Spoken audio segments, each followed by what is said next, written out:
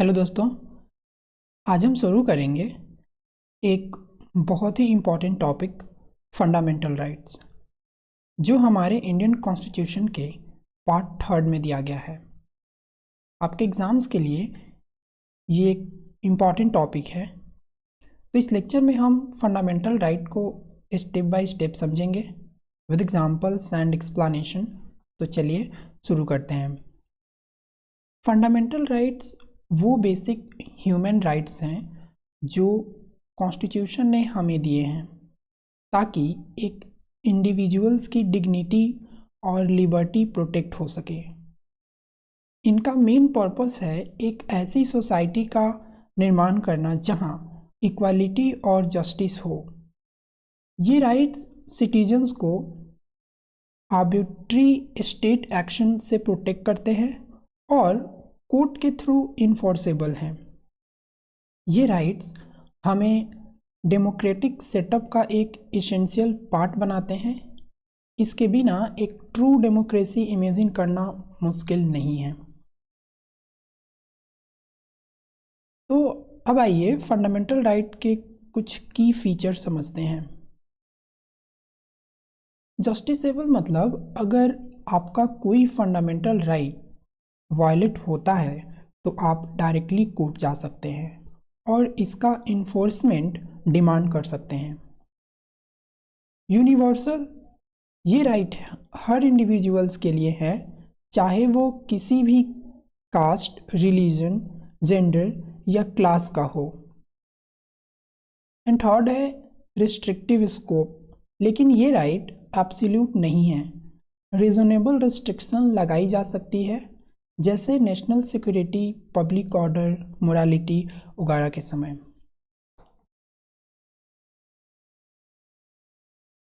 ये हमारा list of fundamental rights हैं।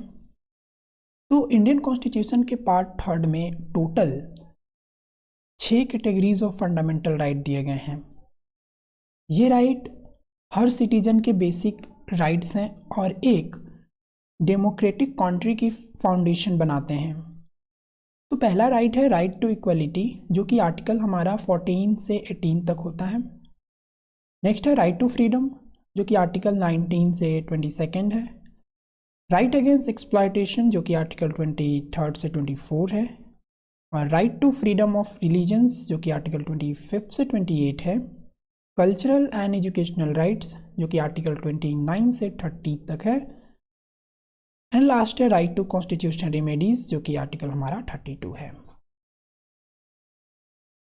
अब सबसे पहले राइट टू इक्वलिटी को समझते हैं, जो कि आर्टिकल हमारा 14 से 18 तक है, जो एक इंश्योर करता है कि सबके साथ बराबर का व्यवहार हो। तो आर्टिकल 14 जो है वो सबको एक इक्वल ट्रीटमेंट मिलेगा, चाहे वो किसी भी कास्ट से हो, रिलीजन से हो, जेंडर या रेस का हो। एंड आर्टिकल 15 बोलता है कि किसी भी सिटीजन के साथ डिस्क्रिमिनेशन अलाउ नहीं है। एंड आर्टिकल 16 है कि गवर्नमेंट जॉब्स के लिए सबको इक्वल अपॉर्चुनिटी मिलेगी। एंड 17 बोलता है अनटचेबिलिटी का एंड होगा, ये प्रैक्टिसेस कम्प्लीटली इलीगल है। एंड 18 है टाइटल जैसे आपका राजा या सर को एबॉलिश करना, जो कि एक एक्सेप्ट एकेडमिक और मिलिट्री टाइटल्स में दिया जाता है। एग्जाम्पल जैसे किसी ऑफिस में कास्ट के बेसिस पर रिक्रूटमेंट करना आर्टिकल 16 का एक ये वायलेशन होगा, याद रखिएगा। नेक्स्ट है हमारा right to freedom. Right to freedom हमें फंडामेंटल लिबर्टीज को प्रोटेक्ट करता है। ये आर्टिकल 19 से 22 तक है। जो हमारा आर्टिकल 19 है वो हमें 6 बेसिक फ्रीडम देता है। तो सबसे पहला राइट है freedom of speech and expression, मतलब आप अपने थॉट्स और आइडियाज़ को फ्रीली एक्सप्रेस कर सकते हो, चाहे वो बोलकर हो, लिखकर हो या किसी और मीडियम से, जैसे सोशल मीडिया। बट रिमेंबर, इस फ्रीडम के साथ रिस्पॉन्सिबिलिटी भी आती है। आपको स्पीच का राइट है, लेकिन ये स्पीच डिफेमेशन या हेट स्पीच नहीं हो सकती। आप ऐसे कुछ नहीं बोल सकते जो किसी की इंसल्ट करे या पब्लिक पीस डिस्टर्ब करे। सेकेंड राइट है फ्रीडम टू असेंबल पीसफुली। इसका मतलब आप शांति से ग्रुप बनाकर मीटिंग या प्रोटेस्ट कर सकते हो, लेकिन ध्यान रहे प्रोटेस्ट पीसफुली होना चाहिए, वायलेंस अलाउ नहीं है। एंड तीसरा राइट है आप किसी भी ग्रुप या ऑर्गेनाइजेशन का पार्ट बन सकते हो या खुद का यूनियन फॉर्म कर सकते हो, जैसे वर्कर्स यूनियन, स्टूडेंट्स यूनियन वगैरह। नेक्स्ट है freedom to move freely across India. इसका मतलब आप इंडिया के किसी भी पार्ट में ट्रैवल कर सकते हो बिना किसी रिस्ट्रिक्शन के। फॉर एग्ज़ाम्पल, अगर आपको कश्मीर जाना है या केरला, कोई आपको रोक टोक नहीं सकता है। फिफ्थ राइट है आपको पूरा फ्रीडम है कि आप अपने करियर या फैमिली के लिए इंडिया के किसी भी सिटी या स्टेट में सेटल हो सकते हो। और लास्ट है आप अपने इंटरेस्ट और स्किल के हिसाब से कोई भी जॉब, प्रोफेशन या बिजनेस कर सकते हो, जैसे टीचर बनना, बिजनेस शुरू करना या कुछ और। लेकिन गाइस एक इम्पॉर्टेंट बात, ये सारे फ्रीडम एब्सोल्यूट नहीं हैं, इन पर कुछ रीजनेबल रिस्ट्रिक्शन लग सकती हैं, जैसे नेशनल सिक्योरिटीज़ के लिए, पब्लिक ऑर्डर बनाए रखने के लिए, डिसेंट्री एंड मोरालिटी मेंटेन करने के लिए या डिफेमेशन से बचने के लिए। सो दोस्तों ये आर्टिकल 19 के 6 फ्रीडम जो हमें एक एम्पावर्ड सिटीजन बनाते हैं, but don't forget in rights के साथ हमारी रिस्पॉन्सिबिलिटी भी बनती है, यूज़ योर राइट वॉइसली। नेक्स्ट है आर्टिकल 20 जो डबल पनिशमेंट या खुद के अगेंस्ट विटनेस बनने के फियर नहीं होना चाहिए। एंड नेक्स्ट है आर्टिकल 21 जो right to life and personal liberties का गारंटीज करता है, जो राइट को प्राइवेसी, क्लीन इन्वायरमेंट और डिग्निफाइड लाइफ को भी इंक्लूड करता है। एंड आर्टिकल 22 अरेस्ट और डिटेंशन के अगेंस्ट प्रोटेक्शन प्रोवाइड करता है, यानी अरेस्ट होने पर भी आपको लीगल प्रोटेक्शन मिलेगा। इस राइट का पर्पस है हमें एक्सप्लॉयटेशन से प्रोटेक्ट करना, जो कि आर्टिकल 23 है। ह्यूमन ट्रैफिकिंग और बॉन्डेड लेबर को कम्प्लीटली बैन किया गया है। आर्टिकल 24 जो कि जितने भी डेंजर इंडस्ट्रीज़ में 14 साल से कम एज के बच्चों को काम करना इलीगल है। फॉर एग्ज़ाम्पल ब्रिक किल या माइंस में चाइल्ड लेबर करवाना आर्टिकल 14 के वायलेशन है। नेक्स्ट है right to freedom of religions. India एक सेकुलर कंट्री है और right to freedom of religions ये इंश्योर करता है कि हर इंडिविजुअल अपने रिलीजन को फ्रीली प्रैक्टिस कर सके। जैसे आर्टिकल 25 फ्रीडम देता है आपको अपने रिलीजन्स को फॉलो कर सकते हो, अपने बिलीफ को फ्रीली एक्सप्रेस कर सकते हो और अपनी रिलीजन्स को दूसरों तक फैला सकते हो। आर्टिकल 26 बोलता है कि रिलीजियस इंस्टीट्यूशन को मैनेज करने की हमें फ्रीडम देता है। एंड आर्टिकल 27 है आपको किसी स्पेसिफिक रिलीजन्स को प्रमोट करने के लिए टैक्स नहीं देना पड़ेगा। एंड 28 है सर्टेन एजुकेशनल इंस्टीट्यूशंस में रिलीजन्स इंस्ट्रक्शन देना प्रोहिबिट करता है। एंड नेक्स्ट है हमारा कल्चरल एंड एजुकेशनल राइट, जो कि आर्टिकल 29 से 30 तक है। ये राइट माइनॉरिटीज़ के कल्चर और एजुकेशन को प्रोटेक्ट करता है। जैसे आर्टिकल 29 किसी भी ग्रुप के पास अपने लैंग्वेज, स्क्रिप्ट और कल्चर को प्रिजर्व करने का राइट देता है।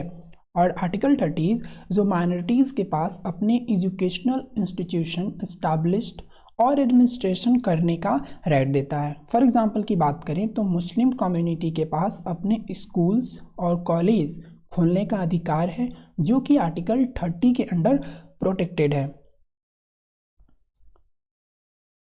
और finally right to constitutional remedies सबसे इम्पॉर्टेंट राइट है। अगर आपका कोई फंडामेंटल राइट वायलेट होता है तो आप सुप्रीम कोर्ट या हाई कोर्ट जा सकते हो अपने राइट्स को इन्फोर्स करवाने के लिए। डॉक्टर BR अम्बेडकर ने इस कॉन्स्टिट्यूशन का हार्ट एंड सोल कहा है। तो फ्रेंड, ये फंडामेंटल राइट जो हमें एक डिग्निफाइड और फ्री लाइफ जीने का राइट देता है, अपने राइट्स को समझना और उसका यूज़ करना हर सिटीजन्स की रिस्पॉन्सिबिलिटी है। इस आर्टिकल के थ्रू हमें 5 रिट्स दिए गए हैं। पहला है हैबियस कॉर्पस, जो अनलॉफुल डिटेंशन या इलीगल अरेस्ट के अगेंस्ट होता है।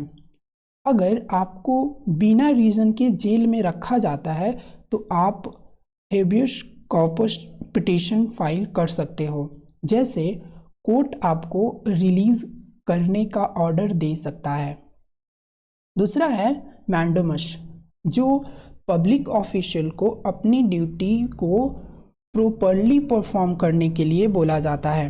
अगर कोई गवर्नमेंट ऑफिशियल अपनी ड्यूटीज़ नहीं कर रहा या कोई लॉ इम्प्लीमेंट नहीं कर रहा तो कोर्ट मैंडेमस के थ्रू उन्हें अपनी ड्यूटी परफॉर्म करने का ऑर्डर दे सकता है। तीसरा रिट्स है प्रोहिबिशन, जो लोअर कोर्ट को उनके जुरिडिक्शन से बाहर जाने से रोकता है। अगर कोई लोअर कोर्ट अपनी अथॉरिटी से बाहर जाके केस सुनने की कोशिश कर रहा हो तो हायर कोर्ट उसे प्रोहिबिशन का यूज़ करके उन्हें रोक सकता है। चौथा रिट्स है सर्सोराई, जो लोअर कोर्ट्स या ट्रिब्यूनल्स के रॉन्ग डिसीजंस को खिलाफ करने के लिए यूज़ किया जाता है। अगर लोअर कोर्ट्स ने कोई गलत डिसीजन दिया हो या उन्होंने जुरिडिक्शंस के बाहर जाके डिसीजन लिए हों तो हायर कोर्ट इस रिट्स को इशूज़ करके उस डिसीजंस को कैंसिल कर सकता है। एंड हमारा लास्ट है क्वो वारंटो, जो illegal occupation of public offices के अगेंस्ट होता है। अगर कोई पर्सन इलीगली पब्लिक ऑफिस पर बैठा हो तो क्वो वारंटो के थ्रू उसको उस ऑफिस से हटा दिया जाता है। इस रिट्स का यूज़ तब होता है जब किसी ने अपनी पोजीशन या पोस्ट को इलीगल तरीके से ऑक्यूपाई करा हो।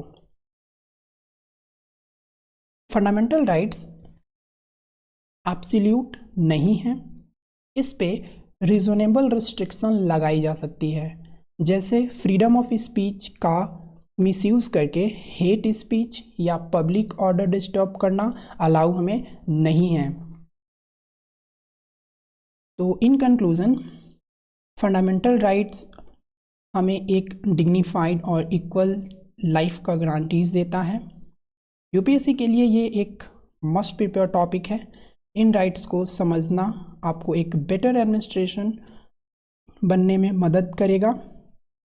प्रैक्टिस करो इनके एप्लीकेशंस और रिलेटेड केसेस, लॉज वगैरह। That is for today. Don't forget to like, share and subscribe for more such informative lecture. मिलते हैं नेक्स्ट वीडियो में।